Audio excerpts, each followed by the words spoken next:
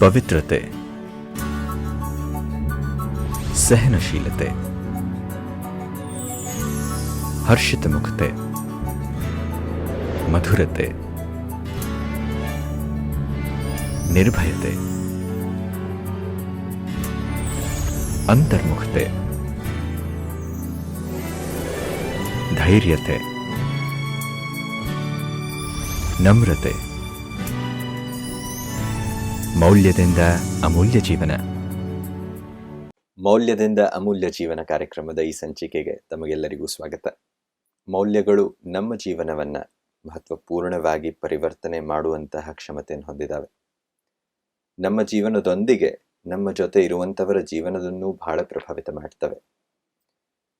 ಇಂದಿನ ಮೌಲ್ಯ ಸಹಯೋಗದ್ದು. ಸರ್ವರ ಸಹಯೋಗದಿಂದ ಸುಖಮಯ ಸಂಸಾರ ಅಂತ ಹೇಳಲಾಗುತ್ತೆ. ಈ ಸಹಯೋಗವನ್ನು ನಾವು ಸರಿಯಾಗಿ ಅರ್ಥ ಮಾಡಿಕೊಳ್ಳೋಣ ಇವತ್ತಿನ ಸಂಚಿಕೆಯಲ್ಲಿ. ಇವತ್ತು ನಮ್ಮೊಂದಿಗೆ ಸ್ಟುಡಿಯೋಲಿದ್ದಾರೆ ಬ್ರಹ್ಮಕುಮಾರಿ ರೂಪಕ್ಕನವರು. ಅಕ್ಕನವರೇ, ತಮಗೆ ಸ್ವಾಗತ. ಧನ್ಯವಾದ. ಸಹಯೋಗ ಶಬ್ದದಲ್ಲಿ ಯೋಗ ಇದೆ.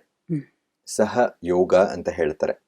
ಇದು ಒಂದು ಪ್ರಕಾರದ ಯೋಗವೇ ಅಥವಾ ಸಹಯೋಗ ಶಬ್ದದ ಅರ್ಥವೇ ಬೇರೆಯೋ ಅಂತ ನಾವು ತಿಳ್ಕೊಳ್ಬೇಕು ಅಂತ ಬಯಸ್ತೇವೆ. ಸಹಯೋಗ ಎನ್ನುವಂಥ ಮೌಲ್ಯ ಎಲ್ಲರೂ ಬಯಸ್ತಾರೆ. ನನಗೆ ಯಾರಾದರೂ ಸಹಾಯ ಮಾಡಿದ್ರೆ ಒಳ್ಳೆಯದು ಅಂತ. ಅದು ಚಿಕ್ಕ ಕೆಲಸ ಇರ್ಬೋದು, ದೊಡ್ಡ ಕೆಲಸ ಇರ್ಬೋದು. ಸಹಯೋಗ ಕೊಡೋದು ಅನೇಕ ಪ್ರಕಾರದಲ್ಲಿ ನಾವು ಕೊಡ್ಬೋದು. ಯೋಗ ಅನ್ನೋ ಶಬ್ದಕ್ಕೇನೆ ನಾವು ಹೇಳ್ತೀವಿ ಸಂಬಂಧ. ವಾಸ್ತವಿಕವಾಗಿ ನಾವು ಯಾರ ಜೊತೆ ಸಹಯೋಗ ಕೊಡ್ತೀವಿ, ಅವ್ರ ಜೊತೆ ಸಂಬಂಧ ಇದ್ದಾಗ ಸಹಜವಾಗಿ ಸಹಯೋಗ ಕೊಡ್ತೀವಿ. ಎಲ್ಲಿ ಸಂಬಂಧ ಇರೋದಿಲ್ಲ ಅಲ್ಲಿ ಸಹಯೋಗ ಕೊಡೋದಿಲ್ಲ. ಒಂದು ವೇಳೆ ಕೆಲವು ಸಂಬಂಧಗಳು ಇರುತ್ತೆ, ಆ ಸಂಬಂಧದಲ್ಲಿ ಸ್ನೇಹ ಇಲ್ಲ ಅಂದಾಗ್ಲೂ ಸಹಯೋಗ ನಾವು ಕೊಡೋದಿಲ್ಲ. ನಾವು ಕೊಡಬಲ್ವಿ, ಆದರೂ ಕೊಡೋದಿಲ್ಲ. ಯಾಕೆಂದರೆ ಆ ವ್ಯಕ್ತಿ ಜೊತೆ ನಮಗೆ ಸ್ನೇಹ ಇರೋದಿಲ್ಲ. ಆ ಕಾರಣ ಯೋಗ ಇರಬೇಕು ಅಂದಾಗ ಸಂಬಂಧ, ಆ ಸಂಬಂಧದಲ್ಲಿ ಸ್ನೇಹ ಅನ್ನುವಂತಹ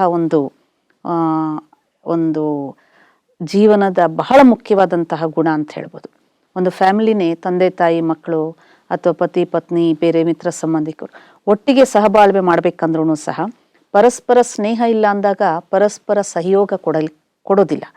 ಬಲೆ ನನ್ನಲ್ಲಿ ಕ್ಷಮತೆ ಇದೆ, ನಾನು ಅವ್ರಿಗೆ ಈ ಕಾರ್ಯದಲ್ಲಿ ಹೆಲ್ಪ್ ಮಾಡಬಹುದಾಗಿತ್ತು, ಆದರೆ ಯಾಕೆ ಮಾಡೋದಿಲ್ಲ ಅಂದರೆ ಅವರು ನನಗೆ ಬೇಕಾಗಿಲ್ಲ, ಅವರ ಜೊತೆ ನನಗೆ ಒಳ್ಳೆ ಸಂಬಂಧ ಇಲ್ಲ. ಈಗ ಸಂಬಂಧಗಳಲ್ಲಿ ಒಳ್ಳೆ ಸಂಬಂಧ ಕೆಟ್ಟ ಸಂಬಂಧ ಅಂತ ಬರುತ್ತೆ. ವಾಟ್ ಈಸ್ ಇಟ್ ಅಂದರೆ, ಈ ವ್ಯಕ್ತಿಯ ಜೊತೆ ನಾನು ಒಳ್ಳೆ ಸಂಬಂಧ ಇಟ್ಕೊಂಡಿದ್ದೀನಿ ಅಂದರೆ ಗಿವ್ ಅಂಡ್ ಟೇಕ್ ಪಾಲಿಸಿ ಇರುತ್ತೆ. ಈ ವ್ಯಕ್ತಿಯ ಜೊತೆ ನನಗೆ ಅಹಿತವಾದ ಸಂಬಂಧ ಇದೆ ಅಂದರೆ, ನನಗೆ ಇಷ್ಟಕರವಾದ, ನನಗೆ ಬೇಕಾಗಿರೋದು ಅವ್ರು ಮಾಡೋದಿಲ್ಲ, ನಾನು ಹೇಳಿದ್ದವ್ರು ಕೇಳೋದಿಲ್ಲ, ಆಗ ಆ ವ್ಯಕ್ತಿಗೆ ನಾನು ಸಹಯೋಗನೂ ಕೊಡೋದಿಲ್ಲ. ಸೊ ಇಲ್ಲಿ ಯೋಗ ಎನ್ನುವಂಥ ಶಬ್ದಕ್ಕೆ ಸಂಬಂಧ ಅಂತೀವಿ. ಸಂಬಂಧ ಅನೇಕ ಪ್ರಕಾರದ್ದು. ಮನುಷ್ಯ ಹುಟ್ಟದಾಗಿಂದ ಅವನಿಗೆ ಬೇಕೋ ಬೇಡವೋ, ಇಷ್ಟ ಇದೆಯೋ ಇಲ್ಲವೋ, ಆದರೆ ನಮ್ಮ ಸುತ್ತಮುತ್ತ ನಮ್ಮ ಸಂಬಂಧಗಳು ಹೆಣೆದುಕೊಂಡೇ ಬರ್ತಾ ಇರ್ತದೆ. ಒಂದು ಜನ್ಮದಾತರ ಜೊತೆ, ಒಡ ಹುಟ್ಟಿದವರ ಜೊತೆ, ಪ್ರಕೃತಿ ಮಾತೆಯ ಜೊತೆ, ಪಶು ಪಕ್ಷಿ ಪ್ರಾಣಿಗಳ ಜೊತೆ, ಅಕ್ಕಪಕ್ಕದವರ ಜೊತೆ, ಎಲ್ಲಿ ವಿದ್ಯಾಭ್ಯಾಸ ಮಾಡ್ತೀವಿ ಅಲ್ಲಿ ನಮ್ಮ ಮಿತ್ರ ಸಂಬಂಧಿಗಳ ಜೊತೆ, ಹೀಗೆ ತನ್ನ ಜೀವನದ ಯಾತ್ರೆ ಆರಂಭದಿಂದ ಕೊನೆ ಶ್ವಾಸದವರೆಗೂ, ಹಾಗೆ ತನ್ನ ಇನ್ನೊಂದು ಜನ್ಮ ತಗೊಂಡಾಗ್ಲೂ ಇಲ್ಲಿನ ಸಂಬಂಧ ಅಲ್ಲೂ ಕಂಟಿನ್ಯೂ ಆಗುತ್ತೆ. That's A deep philosophy. ಹಾಗಾಗಿ ಎಲ್ಲಿ ಸಂಬಂಧಗಳಿರ್ತದೆ ಅಲ್ಲಿ ನಾವು ಸಹಜವಾಗಿ ಸಹಯೋಗ ಕೊಡಲಿಕ್ಕೆ ಇಷ್ಟಪಡ್ತೀವಿ. ಇಲ್ಲಿ ಸಹಯೋಗ ನಮಗೆ ಸದಾ ಬೇರೆಯವರಿಂದ ಬೇಕು, ಕೊಡಬೇಕವರು ಅಂತ ನಾವು ಪ್ರತಿಯೊಬ್ಬರು ಅಪೇಕ್ಷಿಸ್ತೀವಿ. ಆದರೆ ಇಲ್ಲಿ ಪ್ರಶ್ನೆ, ನಾನು ಎಷ್ಟು ಸಹಯೋಗ ಬೇರೆಯವ್ರಿಗೆ ಕೊಡ್ತಾ ಇದ್ದೀನಿ? ಯಾಕೆಂದರೆ ಈ ಜೀವನದ ಒಂದು ರಹಸ್ಯ, ನನಗೆ ಬೇರೆಯವರಿಂದ ಸಹಯೋಗ ಬೇಕು ಅಂದಾಗ ಫಸ್ಟ್ ನಾವು ಅವರಿಗೆ ಸಹಯೋಗ ಎಷ್ಟು ಕೊಟ್ಟಿದ್ದೀವಿ ಅನ್ನೋದು ನಾವು ನೋಡ್ಕೊಳ್ಬೇಕಾಗತ್ತೆ. ಸಹಯೋಗ ಜೀವನದಲ್ಲಿ ಯಾಕೆ ಬೇಕು? ನಾನೊಬ್ಬಳೇ ಎಲ್ಲ ಮಾಡ್ಬೋದಲ್ಲ, ನಾನೊಬ್ಬನೇ ಎಲ್ಲ ಮಾಡ್ಬೋದಲ್ಲ ಅಂತ ಹೇಳಿ ಕೆಲವರಲ್ಲಿ ಆ ರೀತಿಯ ಒಂದು ಭಾವನೆನೂ ಇರ್ಬೋದು. ಕೆಲವೊಬ್ಬರಿಗೆ ಅನ್ಸುತ್ತೆ, ನಾವು ಬೇರೆಯವರಿಂದ ಯಾಕೆ ಹೆಲ್ಪ್ ತಗೊಳ್ಬೇಕು, ಯಾಕೆ ಸಹಯೋಗ ಕೇಳೋ ಅವಶ್ಯಕತೆ ಏನಿದೆ, ನಮ್ಮ ಮೇಲೆ ನಾವು ಡಿಪೆಂಡೆಂಟ್ ಇರಬೇಕು ಅಂತ ಕೆಲವೊಬ್ರು ಭಾವಿಸ್ತಾರೆ. ಕೆಲವೊಂದು ಕ್ಷೇತ್ರಗಳಲ್ಲಿ ನಾವು ಬೇರೆಯವ್ರ ಮೇಲೆ ಡಿಪೆಂಡ್ ಆಗುವಂಥ ಅವಶ್ಯಕತೆ ಇರೋದಿಲ್ಲ. ಆದರೆ ಜೀವನದ ಯಾತ್ರೆಯನ್ನು ಸುಗಮವಾಗಿ ನಡೆಸ್ಕೊಂಡು ಕೊನೆಯ ಹಂತದ ಗುರಿ ಸೇರಬೇಕು ಅಂದಾಗ ಪರಸ್ಪರ ಸಹಯೋಗದ ಭಾವನೆ, ಗಿವ್ ಅಂಡ್ ಟೇಕ್ ಪಾಲಿಸಿ ಇದ್ದಾಗ ನಮ್ಮ ಜೀವನ ಒಂದು ಸರಳವಾದಂತಹ ಯಾತ್ರೆ, ಸುಖದ ಯಾತ್ರೆ, ಖುಷಿಯ ಯಾತ್ರೆ ಆಗುತ್ತೆ. ಅಷ್ಟೇ ಅಲ್ಲ, ಈಗ ನೋಡಿ, ನೀವು ಒಂದು ಮನೆಯಿಂದ ನೀವು ಇನ್ನೊಂದು ಊರಿಗೆ ಹೋಗ್ಬೇಕು ಅಂದಾಗ ಬಸ್ ಸ್ಟ್ಯಾಂಡ್ವರೆಗೂ ನಡ್ಕೊಂಡು ಹೋಗ್ತೀರಾ. ಬಲೆ ಅದು 1 ಕಿಲೋಮೀಟರ್ ಇರ್ಬೋದು ಅಥವಾ 1 ಫರ್ಲಾಂಗೆ ಇರ್ಬೋದು. ನಿಮ್ಮ ಜೊತೆ ಒಂದು ವ್ಯಕ್ತಿ ಜೊತೆಯಲ್ಲಿ ನಡೆದಾಗ ಅದರ ಒಂದು ಭಾಸನೆ, ಅದರ ಒಂದು ಅನುಭೂತಿ. ನೀವೊಬ್ಬರೇ ನಡ್ಕೊಂಡು ಹೋಗೋದಕ್ಕೆ ಏನು ನಿಮ್ಮ ಭಾವನೆ ಅಥವಾ ಅನುಭೂತಿ ಇರ್ತದೆ, ಎರಡಕ್ಕೂ ಹೋಲಿಕೆ ಮಾಡಿದಾಗ ಬಹಳಷ್ಟು ಅಂತರ ಇರ್ತದೆ. ನಿಜ. ಯಾರಾದ್ರೂ ಜೊತೆಗೆ ನಡೀತಾ ಇದ್ದಾರೆ ಅಂದ್ರೆ ಟೈಮ್ ಹೇಗೆ ಹೋಯ್ತು ಅಂತ ಗೊತ್ತಾಗೋದಿಲ್ಲ. ಅದೇ ನೀವು ಒಬ್ಬರೇ ನಡಿಬೇಕು 1 ಕಿಲೋಮೀಟರ್ ಅಂದಾಗ ಯಾವಾಗ ಮುಗಿಯುತ್ತೋ ಅನ್ಸುತ್ತೆ. ಈ ಈಶ್ವರಿ ವಿಶ್ವವಿದ್ಯಾಲಯದಲ್ಲಿ ನಾನು ಬಾಲ್ಯತನದಿಂದ ಇದರ ಒಂದು ಒಡನಾಟದಲ್ಲಿದ್ದೀನಿ. 85 ಆಲ್ ಓವರ್ ಇಂಡಿಯಾದಿಂದ ಒಂದು ಪದಯಾತ್ರೆನ ಆಯೋಜಿಸಿದ್ರು ನಮ್ಮ ಪ್ರಕಾಶ್ ಮಣಿ ದಾದೀಜಿಯವರಿದ್ದಾಗ. ಮೌಂಟ್ ಅಬುವಿಂದ ದಿಲ್ಲಿವರೆಗೆ ಯಾತ್ರೆಯಲ್ಲಿ ನಾನು ಪಾಲ್ಗೊಳ್ಳುವಂಥ ಭಾಗ್ಯ ಸಿಕ್ತು. ಇವತ್ತಿಗೆ ಆ ಸಮಯದಲ್ಲಿ ನಾವೊಂದು 50 ಜನ ಒಂದು ಗುಂಪಲ್ಲಿ ಪ್ರತಿನಿತ್ಯ ನಡ್ಕೊಂಡು ಆ ಒಂದು ಗುರಿಯನ್ನು ಮುಟ್ಟಿದ್ವಿ. ನಡೆದಿದ್ದು ಹೇಗೆ ಗೊತ್ತಾಗಿಲ್ಲ. ಈಗ ಒಬ್ಬರನ್ನೇ ನೀವು ನಡ್ಕೊಂಡು ಹೋಗಿ ಅಂದ್ರೆ ದಿಲ್ಲಿವರೆಗೂ ಯಾರಿಗೂ ನಡೆದಕ್ಕಾಗೋದಿಲ್ಲ. ಮೌಂಟಿಂದ ಕೆಳಗಡೆವರೆಗೂ ನಡ್ಕೊಂಡು ಬಂದಿದ್ವಿ. ಇವತ್ತು ನಾನು ಆ ಅನುಭೂತಿಯನ್ನು ಅನೇಕರಿಗೆ ಹೇಳ್ತೀನಿ. ಆದರೆ ಇವಾಗ ನಡಿಲಿಕ್ಕಾಗತ್ತಾ, ನಾವು ಒಬ್ಬರೇ ಮಾಡ್ಲಿಕ್ಕಾಗತ್ತಾ ಅಂದರೆ ಅಸಂಭವ ಅಂತ ಹೇಳ್ತೀವಿ. ಸೊ ಸಹಯೋಗ ಎನ್ನುವಂಥದ್ದು ಭಿನ್ನ ಭಿನ್ನ ಪ್ರಕಾರವಾದಂತಹ ಒಂದು ಕ್ಷೇತ್ರದಲ್ಲಿ ಭಿನ್ನ ಭಿನ್ನ ರೂಪದಲ್ಲಿ ಕೊಡಬೇಕು. ಈ ಉದಾಹರಣೆಗೆ ನೋಡಿ, ನಮ್ಮ ದೇಹನೇ ಅಷ್ಟೇ. ಪ್ರತಿಯೊಂದು ಇಂದ್ರಿಯ ಒಂದಕ್ಕೊಂದು ಸಹಯೋಗ ಕೊಟ್ಟಾಗ್ಲೇ ನಾವೇನಾದ್ರೂ ಕೆಲಸ ಮಾಡ್ಲಿಕ್ಕಾಗತ್ತೆ. ಈ ಕೈ ಇದೆ, 5 ಬೆರಳಿದೆ, 5 ಬೆರಳು ಒಂದೇ ತರ ಅಂತೂ ಇಲ್ಲ. ಆದ್ರೆ ಒಂದು ಕೆಲಸ ಮಾಡ್ಬೇಕಾದಾಗ ಈ 5 ಬೆರಳು ಒಟ್ಟಿಗೆ ಸಹಯೋಗ ಕೊಡಬೇಕು. ಇದಕ್ಕೆ ಸಿನರ್ಜಿ ಅಂತ ಹೇಳ್ತಾರೆ. Synergy means coming together. ಯಾವಾಗ ನೀವು ಒಟ್ಟಿಗೆ ಬರ್ತೀರಾ, ಒಬ್ರಿಗೊಬ್ರಿಗೆ ಸಹಯೋಗ ಕೊಡ್ತೀರಾ, ಆಗ ನಾವು ಎಂಥ ಭಾರ ಆದ್ರೂ ತೆಗಿತೀವಿ ಕೈಯಿಂದ. ಒಂದು 10 kg ಆದ್ರೂ ನಾನು ಎತ್ಬಿಡ್ತೀನಿ. ಅದೇ ಒಂದೇ ಬೆರಳಲ್ಲಿ ಎತ್ತಬೇಕು ಅಂದ್ರೆ ಆಗೋದಿಲ್ಲ. ಅದು ಶಕ್ತಿ ಇದೆ ಈ ಕೈಯಲ್ಲಿ, ಯಾವಾಗ ಇದು ಒಟ್ಟಿಗೆ ಸಹಯೋಗ ಕೊಟ್ಟಾಗ. ಹಾಗೆ ಜೀವನದಲ್ಲೂ ಅಷ್ಟೇ. ನಮ್ಮ ಒಂದು ಪರಿವಾರದ ಜೀವನ ಇರ್ಬೋದು, ಅಥವಾ ಒಂದು ಆಫೀಸಲ್ಲಿ ನಮ್ಮ ಒಂದು ಕಾರ್ಯಕ್ಷೇತ್ರದ ಜೀವನ ಇರ್ಬೋದು. ನಾನು ಎಷ್ಟೇ ಮೇಧಾವಿ ಇರ್ಬೋದು, ನಾನು ಎಷ್ಟೇ ಬುದ್ಧಿವಂತಲಿರ್ಬೋದು, ಎಷ್ಟೇ ನನಗೆಲ್ಲ ಆರ್ಟ್ ಇರ್ಬೋದು, ನಾನು ಒಬ್ಬನೇ ಎಲ್ಲ ಮಾಡ್ಬಿಡ್ತೀನಿ ಅಂದಾಗ ಅದು ಜೀವನದಲ್ಲಿ ಹೆವಿ ಅನಿಸುತ್ತೆ. ಆಗ ಓವರ್ ಬರ್ಡನ್ ಆಗುತ್ತೆ. ಒಂದು ಸಮಯ ಬರುತ್ತೆ ನನ್ನ ಕೈಲಿ ಆಗದೇ ಇದ್ದಾಗ, ಆಗ ಯಾರು ನಿಮ್ಗೆ ಸಹಯೋಗ ಕೊಡಲ್ಲ. ಯಾಕೆಂದ್ರೆ ನೀವು ಯಾರಿಗೂ ಸಹಯೋಗ ಕೊಡುವಂಥ ಅವಕಾಶ ಮಾಡಿಕೊಟ್ಟೇ ಇಲ್ಲ. ಇದಕ್ಕೆ ನಮ್ಮ ಒಂದು ಶಾಸ್ತ್ರಗಳಲ್ಲಿ ಉದಾಹರಣೆ, ಕೃಷ್ಣನ ಒಂದು ಭಾಗವತದಲ್ಲಿ ಒಂದು ಸುಂದರವಾದ ಉದಾಹರಣೆ. ಯಾವಾಗ ಗೋವರ್ಧನ ಪರ್ವತ ಎತ್ತಬೇಕಂದಾಗ ಕೃಷ್ಣನ ನಾವು ಪರಮಾತ್ಮನ ಸ್ಥಾನದಲ್ಲೇ ನಾವು ನೋಡ್ತೇವೆ. ಆತ ಒಬ್ಬನೇ ಅದನ್ನು ಎತ್ತಬೋದಾಗಿತ್ತು. ಆದರೆ ಅಲ್ಲಿ ತೋರಿಸುವಂತಹ ಒಂದು ಸುಂದರವಾದ ಉದಾಹರಣೆ, ಎಲ್ಲ ನರನಾರಿಯರು ಗೋಪಗೋಪಿಕರು ಒಂದು ಕಿರುಬೆರಳಿನ ಸಹಯೋಗದಿಂದ ಆ ಒಂದು ಬೆಟ್ಟವನ್ನು ಎತ್ತಿದ್ರು ಅಂಥೇಳಿ. ಹಾಗೆ ಜೀವನದಲ್ಲಿ ಕೆಲವೊಂದು ಸನ್ನಿವೇಶಗಳಲ್ಲಿ ಪ್ರತಿಯೊಂದು ವ್ಯಕ್ತಿಗೆ ತನ್ನ ಕ್ಷಮತೆಗಿಂತ ಹೆಚ್ಚಾಗಿರುವಂಥ, ತಾನು ಎದುರಿಸ್ಲಿಕ್ಕಾಗದೇ ಇರುವಂತಹ ಒಂದು ಕಠಿಣವಾದಂಥ ಮಾತು ಪ್ರತಿಯೊಬ್ಬರು ಬಹುಶಃ ಎದುರಿಸ್ಬೇಕಾಗುವಂಥ ಸನ್ನಿವೇಶ ಬರುತ್ತೆ. ಅಂಥ ಸಮಯದಲ್ಲಿ ನಾವು ಪರಸ್ಪರ ಎಲ್ಲರ ಜೊತೆ ಸ್ನೇಹದ ಭಾವನೆ ಇಟ್ಕೊಂಡು, ಅವರ ಒಂದು ಕಷ್ಟ ಸಮಯದಲ್ಲಿ ಅವರಿಗೆ ಅವಶ್ಯಕತೆ ಇದ್ದಾಗ ಸಣ್ಣದೋ ದೊಡ್ಡದು ಯಾವುದೋ ರೂಪದಲ್ಲಿ ಸಹಯೋಗದ ಹಸ್ತವನ್ನು ಕೊಟ್ಟಿದ್ವಿ ಅಂತ ತಿಳ್ಕೊಳ್ಳಿ. ಅವಶ್ಯವಾಗಿ ನಮ್ಮ ಕತ್ತಲೆಯ ಸಮಯದಲ್ಲಿ, the times of darkness of life ಅಂತೀವಿ, ಆ ಸಮಯದಲ್ಲಿ ನಮಗೆ ಯಾರಿಂದಾದ್ರೂ ಸಹಯೋಗದ ಹಸ್ತ ಅವಶ್ಯವಾಗಿ ಬರುತ್ತೆ. ಆದ್ರೆ ಅದಕ್ಕೆ ಫಸ್ಟ್ ನಾನು ಕೊಡುವಂಥದ್ದು ನಮ್ಮ ಸಹಜ ಭಾವನೆ ಇರಬೇಕು. ಈಗ ಬಹಳ ಸತಿ ನೋಡಿ, ಕೆಲವರು, ನಾನು ಒಂದು ಸಣ್ಣ ಉದಾಹರಣೆ, ನಂಗೆ ಲೈವ್ ಎಕ್ಸಾಂಪಲ್ ನೆನಪು ಬರ್ತಾ ಇದೆ. ಒಬ್ಬರು ಫ್ರೆಂಡ್ಸ್ ಮನೆಗೆ ಹೋಗಿದ್ವಿ. ಆ ಮನೆಯಲ್ಲಿ ಒಂದು 4 ಜನ ಪಾರ್ಟಿ ಇಟ್ಟಿದ್ರು. ಸೊ ಆ ಪಾರ್ಟಿನಲ್ಲಿ ಕೆಲವೊಂದು ಐಟಮ್ ಸೆಲೆಕ್ಟ್ ಮಾಡಿ, ಇವತ್ತು ಜಾಮೂನ್ ಮಾಡ್ತೀವಿ ಮತ್ತು ಇನ್ನೊಂದು ಅಂತ ಸೆಲೆಕ್ಟ್ ಮಾಡಿದರು. ಅದನ್ನು ಎಲ್ಲರಿಗೂ ಡಿಸ್ಟ್ರಿಬ್ಯೂಟ್ ಮಾಡಿ ಎಂಜಾಯ್ ಮಾಡುವಂಥ ಸಮಯದಲ್ಲಿ ಫೈನಲ್ ಡಿಸ್ಕಷನ್ ಏನಿತ್ತು ಅಂದರೆ, ನೆಕ್ಸ್ಟ್ ಪಾರ್ಟಿ ನಿಮ್ಮ ಮನೇಲಿ ಮಾಡಿದಾಗ ಇದಕ್ಕಿಂತ ಹೆಚ್ಚಿನದು ನೀವು ಕೊಡಬೇಕು. So this is called demanding cooperation. ಅಂದ್ರೆ ನಾನಿವತ್ತು ಇಷ್ಟು ಸಹಯೋಗ ಕೊಟ್ಟಿದ್ದೀನಿ, ಇಷ್ಟು ಎಂಜಾಯ್ಮೆಂಟ್ಗೆ ನಾನು ಹೆಲ್ಪ್ ಮಾಡಿದ್ದೀನಿ ಅಂದರೆ ನೆಕ್ಸ್ಟ್ ನೀವು ಆಲ್ರೆಡಿ ಪ್ರೀ ಪ್ಲಾನ್ ಮಾಡ್ತೀರಾ. ಅದು ನಿಜವಾದ ಸಹಯೋಗ ಅಲ್ಲ. ಇಲ್ಲ, ಕೆಲವೊಮ್ಮೆ ಇವತ್ತಿನ ಒಂದು ಸಮಯದಲ್ಲಿ ಒಬ್ಬರಿಗೆ ಹಣದ ಕೊರತೆ ಇರ್ಬೋದು, ಇನ್ನೊಬ್ಬರಿಗೆ ಯಾವುದಾದ್ರು ಒಂದು ನಾಲೆಜ್ ಕೊರತೆ ಇರ್ಬೋದು, ಮತ್ತೊಬ್ಬರಿಗೆ ಇನ್ಯಾವುದಾದ್ರೂ ಒಂದು ಕ್ಷೇತ್ರದಲ್ಲಿ ಒಂದು ಜಾಬ್ ಸರ್ಚ್ ಮಾಡಲಿಕ್ಕೆ ನಮಗೆ ಕೊರತೆ ಇರ್ಬೋದು, ಅಥವಾ ಒಂದು ಸಣ್ಣ ಮಗುವಿಗೆ ತಂದೆ ತಾಯಿ ಇಲ್ಲ, ಅವರಿಗೆ ಒಂದು ಗೈಡೆನ್ಸ್ ಕೊಡುವಂತಹ ಒಂದು ಕೊರತೆ ಇರ್ಬೋದು. ಇಲ್ಲ, ನೀವು ದಾರಿಲಿ ನಡೀತಾ ಇರ್ತೀರಾ, ಯಾವುದೋ ಒಂದು ಏಜೆಡ್ ಪರ್ಸನು ಅಥವಾ blind person very struggling to cross the road, ಸುಮ್ಮನೆ ನೀವು ಅವ್ರನ್ನ ಜೊತೆಲಿ ಇಟ್ಕೊಂಡು, ನಾನು ಈಗ ಬರುವಾಗ ಮೌಂಟ್ ಅಬುಗೆ ಟ್ರೈನಲ್ಲಿ ಬರ್ತಾ ಇರ್ಬೇಕಾದ್ರೆ ಒಬ್ಬ ಮಹಿಳೆಗೆ ಕಣ್ಣು ಕಾಣಿಸ್ಲಿಲ್ಲ. ಯಾವುದೋ ಒಂದು ಸ್ಟೇಷನಲ್ಲಿ ಇಳಿದ್ಬಿಟ್ಟು ಆಕೆ ಆ ಒಂದು ಹಳ್ಳಿಗೆ ಹೋಗ್ಬೇಕಾಗಿತ್ತು. ಒಂದು 100 ಜನ ಆ ಒಂದು ಬೋಗಿನಲ್ಲಿ ಕೂತ್ಕೊಂಡಿದ್ದಾರೆ. She is really shouting. ಆ ಒಂದು ಸ್ಟೇಷನ್ ಬಂದಾಗ ನಾನು ಇಳಿಯುವಂತ ಬಾಗಿಲು ಯಾವ್ದು ತೋರಿಸಿ ಅಂತ ಕೇಳ್ತಾ ಇದ್ಲು. ನಾನು ಆಕ್ಚುಲಿ ಬೋಗಿ ಮಧ್ಯದಲ್ಲಿ ಕುಳಿತಿದ್ದೆ, ಎಂಟ್ರೆನ್ಸ್ ಅಲ್ಲಿ ಕೂತಿಲ್ಲ.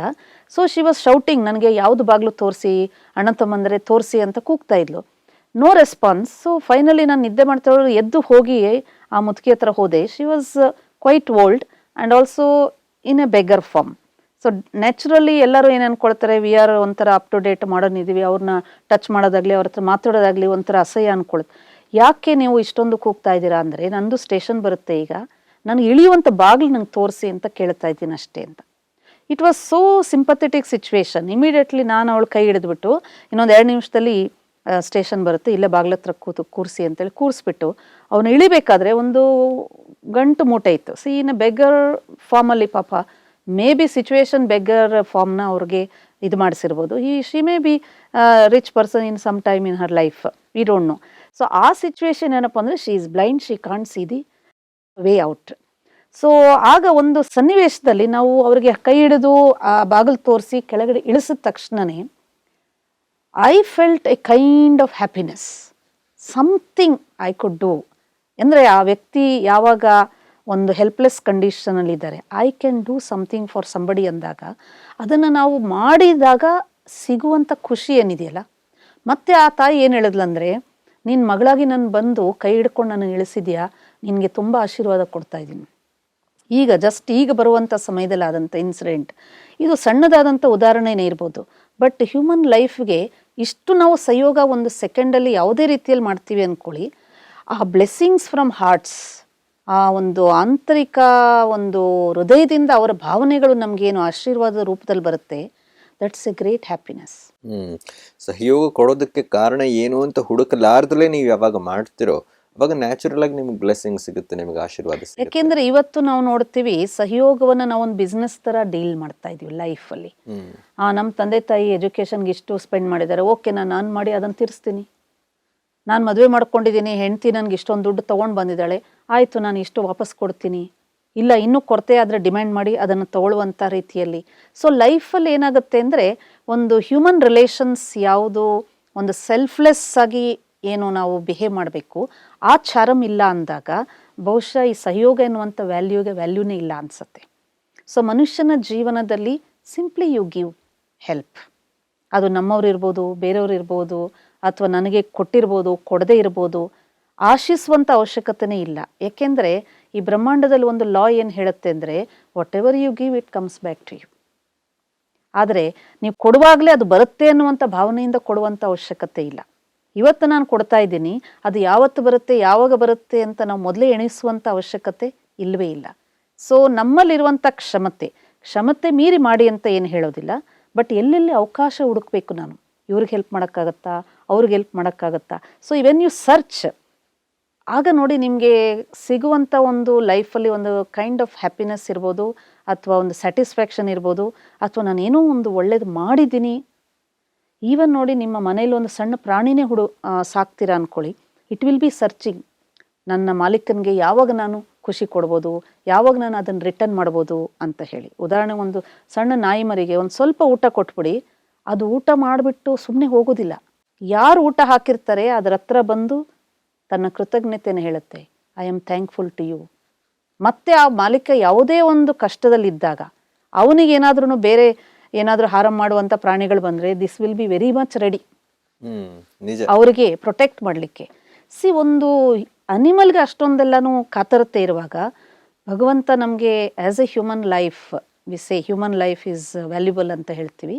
ಹೌ ಇಟ್ ಬಿಕಮ್ಸ್ ವ್ಯಾಲ್ಯೂಬಲ್, ಈ ವ್ಯಾಲ್ಯೂಸಿಂದ ವ್ಯಾಲ್ಯೂಬಲ್ ಮಾಡ್ಕೋಬೇಕಷ್ಟೇ.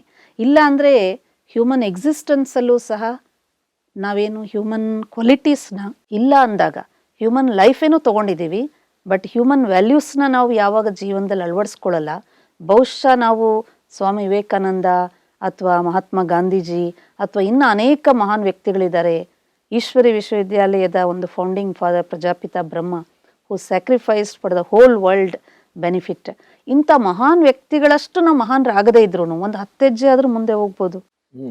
ಮಾಡೋದಕ್ಕೆ ಎಲ್ಲರ ಹತ್ರನೂ ಪಾಸಿಬಿಲಿಟಿ ಇವತ್ತು ನೋಡ್ತೀವಿ ನೋಡಿ, ಫ್ಯಾಮಿಲೀಸ್ ಅಲ್ಲಿ ಯಂಗ್ ಚಿಲ್ಡ್ರನ್ ಆಗಲಿ ಅಥವಾ ಮಕ್ಕಳಾಗಲಿ, ತಂದೆ ತಾಯಿಗಳು ಓಲ್ಡ್ ಏಜಲ್ಲಿ ಇದ್ದುವಾಗ ಅವ್ರಿಗೇನೋ ಒಂದು ಕಾಣಿಸಲ್ಲ ಅಥವಾ ಎದ್ದೊಳಕ್ಕಾಗಲ್ಲ, ಒಂದು ಕೈ ಹಿಡ್ಕೊಂಡು ಅವ್ರನ್ನ ಎಬ್ಬಿಸ್ತೀರಾ, ಒಂದು cup of glass of water ಕೊಡ್ತೀರಾ, ಅವರ ಮನಸ್ಸಿನಲ್ಲಿ ಎಷ್ಟು ಖುಷಿಯಾಗತ್ತಂದರೆ ಇಮಿಡಿಯೇಟಾಗಿ ಅವ್ರು ಹೇಳ್ತಾರೆ, ನೀವು ತಣ್ಣಗಿರಿ, ನೀವು ಖುಷಿಯಾಗಿರಿ, ನಿಮ್ಮ ಜೀವನ ಚೆನ್ನಾಗಿರಲಿ. ಕೇಳದೇನೆ ವರದಾನ ಬರುತ್ತೆ, ಕೇಳದೇನೆ ಆಶೀರ್ವಾದ ಬರುತ್ತೆ. ಸೊ ನಮ್ಮ ಲೈಫನ್ನು ಒಂದು ಚಾಮ್ ಫುಲ್ಲಾಗಿ ಮಾಡಲಿಕ್ಕೆ, ನೀವೇನು ಖುಷಿ ಬೇಕು ಅಂತ ಹೇಳ್ತೀರಾ, ಹ್ಯಾಪಿನೆಸ್ ಬೇಕು ಅಂತೀರಾ, ಅದನ್ನೇನು ಮಾರ್ಕೆಟಲ್ಲಿ ಕೊಂಡ್ಕೊಳ್ಳುವಂಥದ್ದೇನು ಬೇಡ. ಅದಕ್ಕೋಸ್ಕರ ಬೇರೆ ಏನು ಪ್ರಯತ್ನ ಮಾಡೋ ಅವಶ್ಯಕತೆ ಇಲ್ಲ. ಎಲ್ಲಿ ಸಹಯೋಗದ ಅವಶ್ಯಕತೆ ಇದೆಯೋ ಅದನ್ನಲ್ಲಿ ಕೊಡ್ತಾ ಹೋಗ್ಬೇಕು ಅಂತ ಹೇಳ್ತಾರೆ. ಸಹಯೋಗದ ಬಗ್ಗೆ ನೀವು ಹೇಳಿದ್ರಿ, ನೀವು ಬಹಳ ಒಳ್ಳೆ ಎಕ್ಸಾಂಪಲ್ಸ್ ಕೂಡ ಕೊಟ್ರಿ, ಗೋವರ್ಧನದ ಎಕ್ಸಾಂಪಲ್ ಕೂಡ ಕೊಟ್ರಿ. ಕೆಲವೊಬ್ರು ಅನ್ಕೊಳ್ತಾರೆ, ಯಾರೋ ಮಾಡ್ತಾ ಇದಾರಲ್ಲ ಮಾಡ್ಲಿ ಬಿಡು, ನಾವ್ ಯಾಕೆ ಅವ್ರ ಕೆಲಸದಲ್ಲಿ ಸುಮ್ನೆ ನಮ್ ಕಾಲ್ ಹಾಕ್ಬೇಕು, ನಾವೇನ್ ಕೈ ಹಾಕೋದಿದೆ ಅಂತ ನಾವೆಲ್ಲರೂ ಅನ್ಕೊಳ್ತೇವೆ. ಎಲ್ರಿಗೂ ಗೊತ್ತಿದೆ ಹನಿ ಹನಿ ಕೂಡಿದ್ರೆ ಹಳ್ಳ ಅಂತ. ಆದ್ರೆ ಆ ಹನಿ ಕೂಡಿಸ್ಬೇಕು ಅಂತ ನಮಗೆ ಪ್ರಜ್ಞೆ ಬರ್ಬೇಕಲ್ವೇ? ಆ ಸಹಯೋಗವನ್ನ ಯಾವಾಗ ನಾನು ಯೂಸ್ ಮಾಡ್ಕೊಳ್ಬೇಕು ಅನ್ನೋ ಅರಿವು ಹೇಗೆ ಗೊತ್ತಾಗ್ಬೇಕು ಒಬ್ಬ ವ್ಯಕ್ತಿಗೆ? ನಾವು ಸಹಯೋಗ ಕೊಡುವಂಥದ್ದು at the time of need, not before. ಒಂದು, ಯಾರಿಗೆ ಸಹಯೋಗ ಕೊಡ್ತೀವಿ ಆ ಸಹಯೋಗವನ್ನು ಸದುಪಯೋಗ ಮಾಡ್ಕೊಳ್ತಾರ ಅಥವಾ ದುರುಪಯೋಗ ಮಾಡ್ಕೊಳ್ತಾರ, ಇದು ಬಹಳ ಮುಖ್ಯ. ಮೂರನೇದು, ನಾವು ಸಹಯೋಗ ಕೊಡುವಾಗ ನನ್ನ ಭಾವನೆ ಏನು, ಅದರಲ್ಲಿ ಸ್ವಾರ್ಥ ಇದೆಯಾ ಅಥವಾ ನಿಸ್ವಾರ್ಥ ಭಾವನೆಯಿಂದ ಮಾಡ್ತೀನಿ. ಭಾಳ ಸತಿ ಏನಾಗುತ್ತೆ, ಭಾಳ ಜನ ಹೇಳ್ತಾರೆ ಇದನ್ನು, ನಾನು ಇವ್ರಿಗೆ ಎಷ್ಟು ಹೆಲ್ಪ್ ಮಾಡಿದ್ದೀನಿ ಅದರ ಕೃತಜ್ಞತೆನೇ ಇಲ್ಲ ಅವ್ರಿಗೆ, ಆದ್ರಿಂದ ನನಗೆ ಬೇಜಾರಾಗ್ತಿದೆ. ಅವರೇನು ಕೊಡೋದು ಬೇಡ ನನಗೆ, at least a word of thanks, ಓ ನೀವು ನನಗೆ ಹೆಲ್ಪ್ ಮಾಡಿದಿರಪ್ಪ, ತುಂಬ ಹ್ಯಾಪಿ ಇದ್ದೀನಿ, ಥ್ಯಾಂಕ್ಸ್ ನಿಮಗೆ, ಅಷ್ಟು ಹೇಳಿಲ್ವಲ್ಲ ಅಂತ ಇವ್ರಿಗೆ ದುಃಖ ಆಗುತ್ತೆ. ಸೊ ಇಲ್ಲಿ ಸಹಯೋಗವನ್ನು ಕೊಟ್ರಿ ಆದರೆ ದುಃಖ ತಗೊಂಡ್ರಿ. ಯಾಕಂದ್ರೆ ನೀವು ಇಂಡೈರೆಕ್ಟ್ ಆಗಿ ಏನು ಕೇಳಲಿಲ್ಲ, ಆದ್ರೂ ಒಳಗಡೆ ಏನೋ ಒಂದು ಎಕ್ಸ್ಪೆಕ್ಟೇಷನ್ ಇದೆ, ಅಟ್ಲೀಸ್ಟ್ ಥ್ಯಾಂಕ್ಸ್ ಆದ್ರೂ ಹೇಳಿ ಅಂತ ಎಕ್ಸ್ಪೆಕ್ಟೇಷನ್. ಅಲ್ಲ, ನನ್ನ ಹೆಸರು ನೆನ್ಪಿಟ್ಕೊಂಡಿಲ್ಲ ಅವರು. ಎಲ್ಲರ ಮುಂದೆ ಒಂದು ಮಾತು ಹೇಳಿದ್ರೆ ನಂಗೆ ಎಷ್ಟೋ ಖುಷಿ ಆಗ್ತಿತ್ತು. ಅವ್ರು ಹಣ ಕೊಡೋದು ಬೇಡ, ಆಸ್ತಿ ಕೊಡೋದು ಬೇಡ, ಇನ್ನೇನು ಮಾಡೋದು ಬೇಡ, ಸ್ಥಾನ ಕೊಡೋದು ಬೇಡ, ಆದರೆ ಒಂದು ಮಾತು ನನಗೆ ಎಲ್ಲರ ಮುಂದೆ ಹೇಳಿದ್ರೆ, ಇಂಥವ್ರು ನಂಗೆ ಮಾಡಿದ್ರು ಅಂತ ಹೇಳಿದ್ರೆ, ಸೊ ಅಲ್ಲಿನೂ ಸಹ ಎಲ್ಲೋ ಒಂದು ಕಡೆ I am expecting some kind of need. ಅಲ್ಲಿ ನನ್ನ ಕೊರತೆ ಇದೆ, ನನ್ನ ಆತ್ಮದಲ್ಲಿ ತೃಪ್ತಿ ಇಲ್ಲ. ನೀವು ಕೋಆಪರೇಷನ್ ಕೊಡೋದಕ್ಕೇನು ಹೋಗ್ತಾ ಇದ್ದೀರಾ, ಅದ್ರ ನೀವು ಕೊಡೋಕ್ಕಿಂತ ಮುನ್ನ ತಗೊಳ್ಳುವಂತ ಒಂದು ಭಾವನೆ ಇಟ್ಟುಕೊಂಡು ಕೊಡೋ ಪ್ರಯತ್ನ. ಹಾಗೆ ನೋಡಿದಾಗ ನಮ್ಮ ಜೀವನದಲ್ಲಿ ನೋಡಿ, ಪ್ರಕೃತಿಯ ಶಕ್ತಿ, ಗಾಳಿ ಇಲ್ಲದೆ ಜೀವನ ಇಲ್ಲ, ನೀರಿಲ್ಲದೆ ಜೀವನ ಇಲ್ಲ, ಪ್ರಕೃತಿಯ ಮಡಿಲಲ್ಲಿ ನಾವು ಹುಟ್ಟಿ ಬೆಳೀತಾ ಇದ್ದೀವಿ.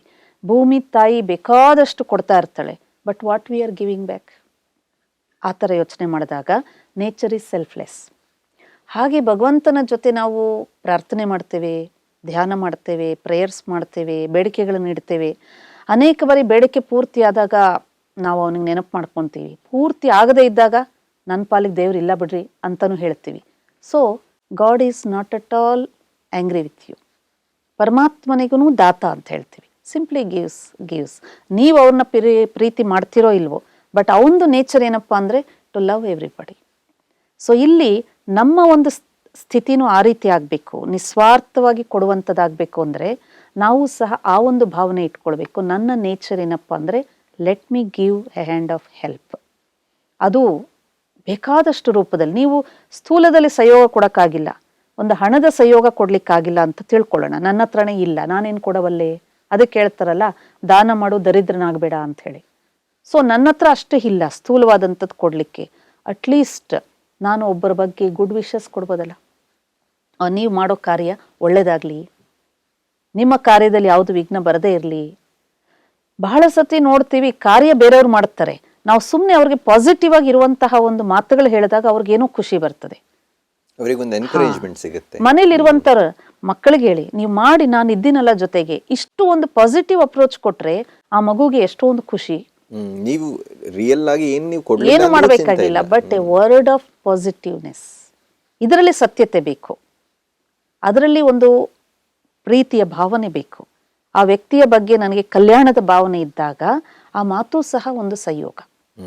ಅಯ್ಯೋ, ನಾನು ಅವ್ರ ಮನೆಗೆ ಹೋದೆ, ನನ್ನ ಮನಸ್ಸಲ್ಲಿ ಇದ್ದೆಲ್ಲ ಹೇಳಿದೆ, ಅವ್ರು ನೋಡಿದ್ರೆ ನನ್ನ ಮಾತೇ ಕೇಳಲಿಲ್ಲ, ಒಂದು ಒಳ್ಳೆ ಶಬ್ದ ಹೇಳಿದ್ರೆ ಸಾಕಾಗಿತ್ತು ನನಗೆ. ಇವತ್ತು ನೋಡಿ, ಹಸ್ಬೆಂಡ್ ಆ್ಯಂಡ್ ವೈಫ್ ಕ್ವಾರ್ಲಿಂಗ್ ಏನಪ್ಪ ಅಂದರೆ ಇಷ್ಟೇ, ನಾನು ಇಡೀ ದಿನ ಕೆಲಸ ಮಾಡ್ತೀನಿ, ಎಷ್ಟು ನಿಸ್ವಾರ್ಥವಾಗಿ ನಾನೆಲ್ಲ ನನ್ನ ಮನೇನ ತಿಳ್ಕೊಳ್ತೀನಿ, ಆದರೆ ಮನೆಗೆ ಬಂದರೆ ಒಳ್ಳೇದು ಹೇಳಿರೋದು, ನಾನು ಇಷ್ಟೆಲ್ಲ ಮಾಡಿದ್ದು ಚೆನ್ನಾಗಿದೆ ಅಂತ ಒಂದು ಮಾತು ಹೇಳಿಲ್ಲ. ಅವ್ರು ಏನು ಸಹಯೋಗ ಕೇಳ್ತಾ ಇದ್ದಾರೆ? A word of goodness, A word of appreciation, A word of positiveness. So ಇದನ್ನು ಅರ್ಥ ಮಾಡ್ಕೊಳ್ಳೋ ಅವಶ್ಯಕತೆ ಇದೆ. ನೀವು ಬರೀ ಸಹಯೋಗ ಕೊಡ್ತೀರಿ ಅನ್ನೋದು ಇಂಪಾರ್ಟೆಂಟ್ ಅಲ್ಲ, ಯಾರು ನಿಮ್ಮಿಂದ ಭಾವನೆಯಿಂದ ಕೊಡ್ತಾ ಇದ್ದೀರಾ, ಫೀಲಿಂಗ್ ಬಹಳ ಇಂಪಾರ್ಟೆಂಟ್. ಕೆಲವೊಂದು ಟೈಮ್ ನಾವು ಕೋಆಪರೇಷನ್ ಮಿಸ್ಅಂಡರ್ಸ್ಟ್ಯಾಂಡ್ ಮಾಡ್ಕೊಳ್ಳೋದಕ್ಕೆ ಸಾಧ್ಯವೇ.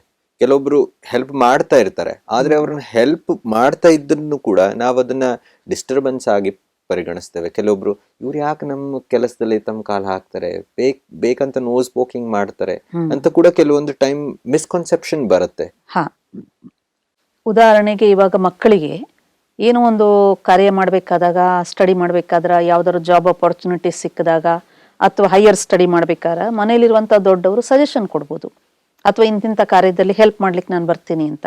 ಸೊ ಆ ಮಕ್ಕಳಲ್ಲಿ ಏನಾದರೂ ಒಂದು ಸೂಕ್ಷ್ಮವಾಗಿ ಈಗೋ ಕಾನ್ಷಿಯಸ್ ಇದ್ದಾಗ, ಯಾವಾಗ ನಾವು ಬೇರೆಯವರ ಕೋಆಪರೇಷನ್ ಡಿನೈ ಮಾಡ್ತೀವಿ ಅಂದರೆ ನನ್ನಲ್ಲಿ ನನ್ನ ಪ್ರತಿಷ್ಠೆಯ ಬಗ್ಗೆ ನನಗೆ ಒಂದು ಸೂಕ್ಷ್ಮವಾದ ಅಭಿಮಾನ ಇದ್ದಾಗ. ಎರಡನೇದು, ಬೇರೆಯವರು ಸಹಯೋಗದ ಹಸ್ತವನ್ನ ಕೊಟ್ಟಾಗ ಬಹುಶಃ ನನಗೆ ಭಯ ಇದೆ, ಈ ಕಾರ್ಯದ ಒಂದು ಶ್ರೇಯಸ್ಸು ಅವ್ರು ತಗೊಳ್ಬಾರ್ದು, ಎಲ್ಲರ ಮುಂದೆ ನಾನೇ ಮಾಡಿದೆ ಎನ್ನುವಂತಹ ಒಂದು ಪ್ರಸಿದ್ಧಿ ನನಗೆ ಬರಬೇಕು ಅಂತ ಹೇಳಿ, ಇದು ಒಂಥರ ಸೆಲ್ಫ್ ಸೆಂಟರ್ಡ್ ಅಂತ ಹೇಳ್ತೀವಿ.